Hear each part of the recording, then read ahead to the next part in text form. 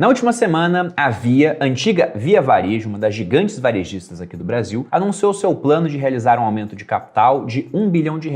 Com a empresa sendo avaliada hoje, o valor de mercado dela, arredondando para cima em 2,3 bilhões, veja que isso representa uma grande diluição para a base de acionistas existente. Como você pode ver aqui na tela, o e-commerce como um todo cresceu 73,88% em 2020. E Via Varejo, logicamente, foi uma das empresas beneficiadas por esse combo de Selic muito baixa, com mais auxílio sendo dado à população, que de casa começou a utilizar mais o e-commerce. Tanto que se pegamos esse combo de Selic baixa com auxílio emergencial sendo dado e as pessoas comprando via e-commerce, o que nós temos é que o resultado de Via Varejo, que em 2019 tinha sido negativo em 1,4 bilhão, ele mudou radicalmente. Em 2020 foi positivo em R$ 1 bilhão, interrompendo uma série de resultados negativos que a empresa vinha obtendo. A margem líquida nesse período chegou a ser uma das maiores da empresa, batendo, como você pode ver na tela, o patamar de 3,47. E aí você pensa, caramba, que margem horrível, mas varejo é assim mesmo, né? De cada R$ 100 que a empresa fatura, depois que ela vai pagando tudo, despesa, etc., com muita competição, o que vai sobrar no caixa é uma margem de 3%, 2%, 1%, e atualmente, como você pode ver, a margem está negativa. Ou seja, se ela fatura 100, depois de ela pagar tudo, o que sobra no caixa é menos 4. Arredondando aqui, né, sendo mais preciso, 3,76 negativo pela margem. E nessa época, além do resultado operacional altamente positivo que a empresa teve, afinal ela estava ganhando muito dinheiro com a sua operação de venda de itens para residência, nós também temos um ponto interessante. A empresa tinha uma certa dívida em relação ao seu EBITDA, mas num patamar considerado saudável. E por conta dessa dívida, o resultado financeiro da empresa, ele era negativo. Uma empresa pode ter um resultado financeiro positivo quando, por exemplo, tem dinheiro em caixa investido, que rende juros, que serão somados, né, ao resultado do EBITDA e no final vão trazer o lucro líquido, depois de descontados impostos, né, tudo que tem que se descontar, depreciação, amortização.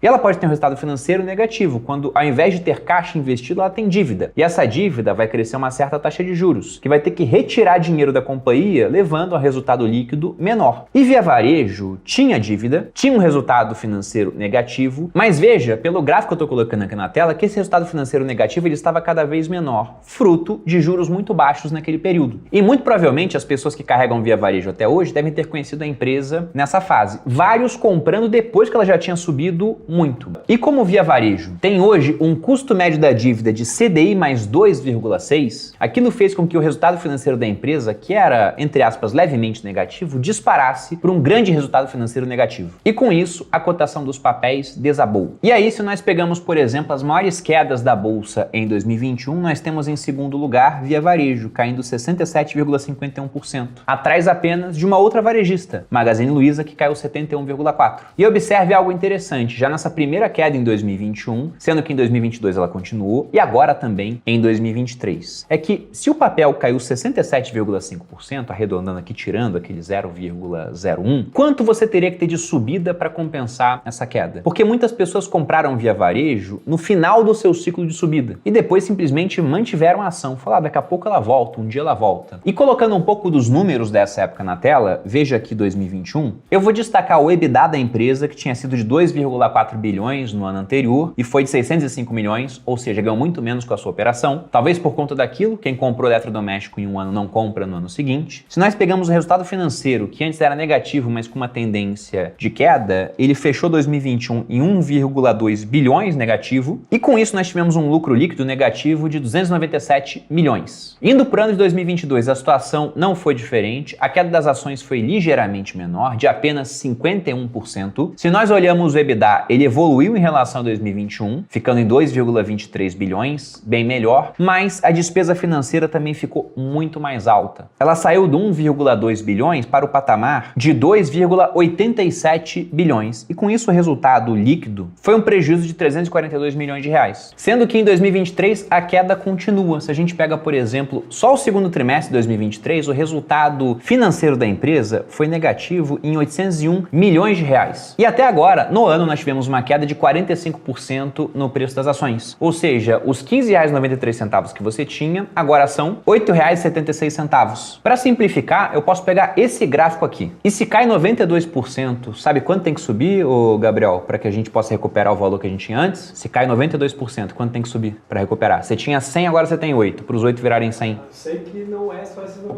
é muito mais. 1.150%. 1.150%.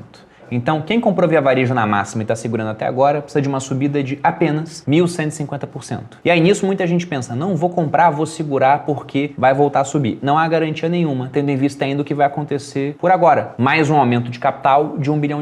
O que isso significa na prática? Se a gente consulta o número total de papéis que nós temos hoje via varejo, nós temos aí arredondando 1,6 bilhões de papéis. Sendo que, se você pega o valor de mercado da empresa, que é aí arredondando de 2,3 bilhões e divide pelo número de papéis, você chega no valor individual de cada ação. E aí, logicamente, vendo a queda das ações, apostas em quedas maiores, dificuldade para se reerguer, juros ainda altos no Brasil, dívida pressionando a empresa no curto prazo, custo de dívida muito alto quando eles tiveram que lançar mais debêntures para pagar a dívida que iria vencer no curto prazo. Nós temos essa oferta nova de ações que deve acontecer, que talvez não seja bem sucedida. Então, com todos os somatórios, o pessoal começa a se perguntar, será que vai ter uma recuperação judicial de via varejo? Porque na recuperação judicial, ela simplesmente fala, olha, pessoal, quero pagar, não tenho como, então vamos dar uma pausa aqui, estruturar um plano para que eu consiga me reerguer e pagar vocês, porque se eu quebrar, eu não pago ninguém. Com Americanas, por exemplo, pós-fraude, quando viram o tamanho do buraco, nós tivemos isso. Oi também passou por recuperação judicial. Então, pode ser que isso aconteça? Sim, há uma grande chance de acontecer. Dá para cravar o martelo que vai acontecer? Não, porque depende dessa oferta de novas ações, porque colocar 1 bilhão para dentro do caixa já dá um bom respiro enquanto a taxa Selic não cai e começa a pressionar menos a dívida da empresa e também melhora até a estrutura do pessoal que está tomando crédito para consumir. E o que eu faço? Eu só acompanho de fora porque não é esse tipo de empresa que me interessa na hora de escolher onde eu vou alocar o meu capital.